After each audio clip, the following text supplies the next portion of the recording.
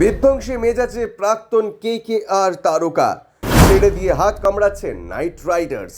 এবার মিনি নিলামের আগেই Kolkata night Riders সব থেকে বেশি প্লেয়ারকে ছেড়ে দিয়েছিল নিলামে। মাঝারি টাকা নিয়ে তারা সব প্লেয়ার নিয়েছিলেন। মিচেল স্টার্ককে সব থেকে বেশি টাকায় নিয়ে যেমন বাজিমাত করেছেন, তেমনি KS ভরত, মনীষ পান্ডের মতন প্লেয়ারকে বেশ প্রাইজে পেয়ে গিয়েছে। তবে হিরে খুঁজতে গিয়ে এবার কেকেআর কোহিনূর হারিয়ে ফেলেছে, যার ফল তাদের লম্বা সময়ের জন্য ভোগ করতে হতে পারে। এবার নিলামের আগে কেকেআর এইম জগদীশনকে ছেড়ে দেয়।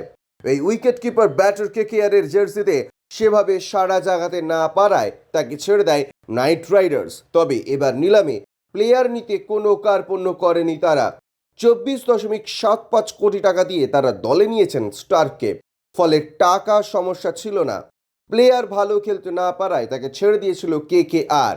এবার সেই প্লেয়ারই বাজিমাত করলেন। রেলওয়েজের বিরুদ্ধে চলতি রঞ্জি ট্রফির ম্যাচে দুর্দান্ত ডাবল সেঞ্চুরি করেছেন তামিলনাড়ুর তারকা ব্যাটার জগদীশন।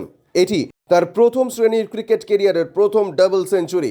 জগদীশন ম্যাচের প্রথম ইনিংসে 402 বল খেলে 60.95 স্ট্রাইক রেটে ব্যাট করে অপরাজিত থাকেন 245 রানে। রেলের কোনো বোলার তাকে আউট করতে পারেনি।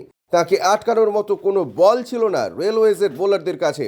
জগদীশন তার ইনিংসে মোট 29টি বাউন্ডারি মেরেছিলেন, যার মধ্যে ছিল 25টি 4 ও 4টি 6।